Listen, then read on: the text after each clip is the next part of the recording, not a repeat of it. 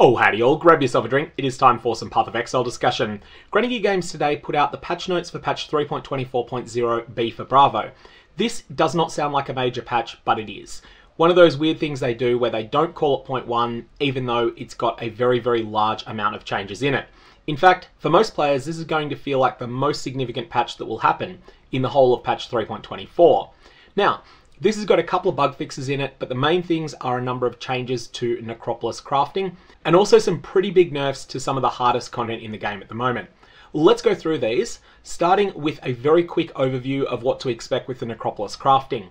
People who haven't played around with this, it's really powerful during the axe. You should just use corpses as you get them, just target your weakest item slot, and just make something for it. Especially with the change that you're going to be able to select any base that you want. This is going to mean things like you can create a 2-stone ring that biases towards attributes, and it's just going to be a rare item. It's kind of like having a whole bunch of extra essences while you're leveling, albeit low tier essences that won't necessarily give you something good, but will give you something at least somewhat usable. So during the axe, make sure that you use it. The corpses you get during the axe will have no real use at endgame. But once you get to endgame, this is going to be used to create some real monsters of items. Mostly what's going to be done with this will be making 6 times tier 1 items, where 4 or 5 of the mods are exactly what you want, and 1 or 2 of them are kind of undesirable, but the item's so powerful that you don't really mind having that little bit of pollution on them. For example, you might get a bow with 3 perfect attack prefixes, increased attack speed, and then 2 mostly undesired suffix mods that kind of cloud the pool up a bit, but you've still got yourself a very, very strong item. Anyways, let's go through the key changes. It's going to be easier to itemize corpses. It's no longer going to have anything related to these empty coffin mechanics we've had in the past. Instead, itemizing corpses is going to be free. This is going to remove a lot of friction on trading of these corpses, and I think we'll see a very large amount of trading happening with these, especially with the most desirable crafts, things like chance to fracture, but also things that are a little bit less rare than that, like increased chance to get gem modifiers. I think we'll start seeing a lot of those getting traded. You're going to be able to select the base you want exactly when you're crafting an item, except for special bases. Now the next few changes don't relate to the Necropolis crafting specifically, they relate to the rest of the Necropolis in-map experience. Downsides from area to area will now tell you their upsides, so they have hidden upsides at the moment. This isn't a balance change, it's a change to what information is provided to the player, but the percentage increase to collectible corpses and Oriflame members will be clearly marked on each of those drawbacks. There's going to be 12 new Oriflame embers. Some of these sound interesting, like for instance, Synthetic Fury sounds like it could be something that's related to synthesis items. We'll have to see exactly what we get from that. And Flaring Oriflame Ember of Breachlords could potentially be interesting if it causes a Breachlord to spawn in your map. Collectible corpses are going to have their drop rate increased, and Oriflame embers are going to have it increased by a lot. Essentially, the more difficult map modifiers are going to give a bigger boost to the amount of collectible corpses and Oriflame embers you get, but there's going to be an across-the-board increase to Oriflame embers. Now we get back to the crafting aspect, and this is one of the biggest of the lot. In fact, this is probably the biggest of the lot. Grave crafts that affect modifier rating have been compressed into a single craft, plus 50 to modifier tier rating. This affects all modifiers, it's not type specific. Now this tier rating is a fairly simple effect. What it does is it progressively bans more and more of the low tier mods that could roll on an item. For example, if a ring at a certain tier could have 6 different tiers of life rolls on it, then having plus 50 modifier tier rating is going to ban the bottom 2. Getting to 100% modifier tier rating will ban the bottom 3. And then there'll be additional breakpoints where you ban the bottom 4, and then a final breakpoint where you ban the bottom 5 of them. The more modifier tier rating that you have, the higher the chance of getting tier 1 and tier 2 mods, and the more that low tier mods like tier 5, 6, 7, 8, 9, 10, 11, 12, the more of those end up getting outright banned. This is going to be extremely powerful. You're going to want a lot of these on pretty much every grave craft that you do, and it's entirely possible that this will end up being something that is quite limiting as to the amount of crafting you can do. Now most but not all corpses that drop in the future will be upgraded to the highest tier of that craft. For instance, increased chance for lightning modifiers will always be 500%, they'll never be 200%. This is going to mean that crafting is a lot more powerful because the corpses that you desire in order to bias your items towards the right mods, you're going to need less of those, and that means you'll be able to do more with your other corpse slots. A few specific crafts are getting buffs. These numerical buffs honestly aren't all that important. They are bonuses, they are meaningful, but they're not nearly as important as what we've discussed so far. So, Reforge socket numbers and link numbers 200 times rather than 150 respectively. This is actually the weaker of the two socket modifying categories you can get. The ones that add +1 to the minimum number of links are better, as long as you can source a single one of them that forces a 6 link. But I guess you may as well use these if you have them.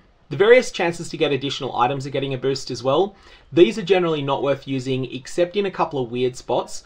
And those weird spots mostly relate to when you've got unusual modifications, like you're trying to fracture one of the mods. In that situation, maybe you can get something that's really good there. Next is a section on devoted modifiers. These are the all upside mods. Now the ones that provide a chance to convert a type of item, say for instance, armor dropped by this monster has a 25% chance to upgrade to a divine orb, these are going to have their values increased. If it's only applicable to the strongest monster in the pack, then it's going to be 100% chance instead. And if it applies to every monster, then it could be lower than that. Many devoted modifiers that have multiple tiers no longer have the lowest tier available in maps. So this means you probably won't see 1% chance to get a chromatic orb appearing in maps anymore. Instead, that'll be upgraded to a higher tier. Grinding games say this will dramatically improve the average quality of these devoted modifiers. I feel like it'll be significant. I'm not sure it'll quite cross the threshold of dramatic, but I'm open to being proven wrong on that. Next up, there's a number of nerfs to haunted modifiers. So haunted modifiers are the downside ones. These are to the ones that were extreme outliers, like monsters always crit and have 300% increased crit multi, which was something that could brick an entire map if it rolled. That one's being nerfed really, really hard, as it needed to be. The modifier that caused monsters to have a chance to freeze is providing much smaller numbers than it used to. In fact, this one's being decreased by 75% or more. The ones that cause monsters to always stun are getting significantly nerfed as well.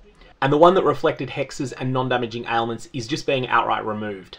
The ones that drained your flasks when you killed monsters are now going to instead be nerfed to only cause those monsters to not grant flask charges when they're killed. And then the ones that had the most ridiculous numbers of all, which were haunted monsters have more damage per monster left in the pack, and haunted monsters have more attack and cast speed per monster left in the pack, these are being removed entirely. I kind of feel that mechanic was interesting, but the numbers were just way too high on it. Finally, physical damage added as extra is not going to provide 20% resistance penetration anymore. Some of the All-Flame Ember packs that were absolute rubbish are getting buffs. Now the Omen and Tattoo ones weren't complete rubbish, but the rest of the ones that were listed here I think pretty much were. The Breach Splinters and Legion Splinters, I'd given up on using those. They just felt like they were giving you, 3 splinters in an entire map. Honestly, those ones need a tremendous increase to be worth using because they add quite a bit of danger. The Omen and Tattoo ones were fine because it was the only ways that you could get Omens and Tattoos, so that meant that it was fine to have them gated behind a fairly difficult content. But if they start dropping a lot, then we could expect to see Tattoos be much more accessible. Now we have something that is an unequivocal nerf, and that is that the Nameless Seer is going to be weaker in areas below monster level 81. You can still get good stuff off him, it's just going to be much rarer, but monster levels 81 and up, it's still going to be as good as it is now. Next, there's a number of changes to the Atlas support that exists on the passive tree for the Necropolis content. Devout Pursuit, Notable Atlas, is going to now provide a 30% increased chance for devoted modifiers, previously 20%, so that's a big jump up in the power of that Notable. Condensed Souls, however, is getting a bit of a nerf here, and the intention here is that this is to keep it about where it was prior to patch 3.24.0b, where before it was giving you a lot more chances to get modifier tier rating crafts. Now it's going to still give you a bit more, but those modifier tier crafts that you get, all of them are going to be applicable to your crafting projects, where in the past only some of them would have been ones you actually cared about. Fear of the Light is just getting some clarification as to its wording, and things are in the passive tree that modify Haunted Modifier effect no longer apply to devoted modifiers, and that's clarified. Next we have a few quality of life changes. The minimap icon for the Nameless Seer will now be visible from further away. Maps will no longer be automatically opened when you close the Lantern of Aramor interface. This is a huge improvement. The number of times that I've been pinged for a trade while I've been in the process of deciding exactly what I want to do with various Lantern mods, and then as soon as you start walking away, the map actually opens, which is not what you want to happen there. You want to be able to basically pause it, go do your trade, then come back and get back to rethinking exactly how you want to open the map. The Morgue user interface should be a little bit clearer with these changes. It's going to be sorted by type of craft, then by level, rather than being sorted by level first, then type of craft. And most importantly, Control F on keyboard is going to make it much easier to use the search interface. There's 3 very small quality of life things here, and then a very important quality of life change, which is reducing the chance for the Undertaker to block doorways, which was a reasonably frustrating outcome when it happened. Now we have all the changes to tier 17 maps. I've got to say that not having been able to play days 1 and 2, I'm not yet up to tier 17 maps, and I kind of would have liked to have encountered them, even if it does turn out that they were too difficult when they came out. I would have liked to have had a chance to actually play them while they were bustedly OP, and that's going away because tier 17 maps are getting quite the nerf here. The key thing here is that they can now be modified with Chaos Orbs. The mod pool on tier 17 maps is pretty brutal. Originally, they were completely unmodifiable. What they seem to be going for here is an environment where, yes, you can use Chaos Orbs to re-roll them, but you cannot get them down to being 0 mod. You can't scour them, you can't aggressively multi-annul them, so you can't end up just doing super easy tier 17 maps. Tier 17 maps are always going to have some map mods in play. This definitely does make them more accessible. I think it's a good change, but I would have liked it to have come in maybe a week or a week and a half. I think it would have been really interesting to have a couple of weeks where tier 17 maps were really tough, where they were going to kick you around and where people might feel an interest in making a specialist character for them, but then at some point down the road, add in this ability to modify them with Chaos Orbs so they'd be a bit more accessible. Quantity and rarity bonuses are going to get increases on tier 17 maps. Some of those mods are really brutal, but they're only giving similar quantity, rarity and pack size bonuses to much more accessible tier 16 mods. And then additionally, to make tier 17 maps more interesting to farm, they're getting some pretty good divination cards, and honestly they already had pretty good ones. So the Void divination card that was originally dropping from a bunch of different places then got moved to the Shaper, the Elder and the Maven in 3.24.0. They've actually decided that they've got a better location for that now, and it's going to be dropping instead from the 5 tier 17 maps. Now the Void does not have a low drop rate, so this might be something you get quite a number of copies of if you're farming tier 17s a lot. Next we have the Abomination map. Now this is going to be picking up the Artist Divination card, and it already has the Nurse in it. It's also picking up Harmony of Souls as well, but the big deal here is that it already had the Nurse, and so it was already a map that had reasonably good div cards. Now the Shield Bearer and Wealth and Power Divination cards are being moved out of their existing drop locations into the Citadel map.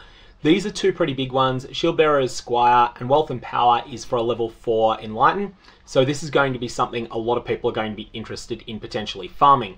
Note that this also is going to affect the existing drop locations of those cards. They're being moved to this place. The Fortress map is picking up two very important gem divination cards. The Dragon's Heart, which previously was a global drop, it's now going to be instead in the Fortress map, and the Cheetah as well. So this is basically loot being removed from tier 16 and 15 and 14 maps and placed instead into the Fortress map. The Divination card for the Cortex Flask is going to be added to the Sanctuary map, and the Divination card for Watcher's Eye is going to be moved over to the Ziggurat map. All in all, I think it is the Abomination and the Fortress that are going to have the best Divination cards after these changes.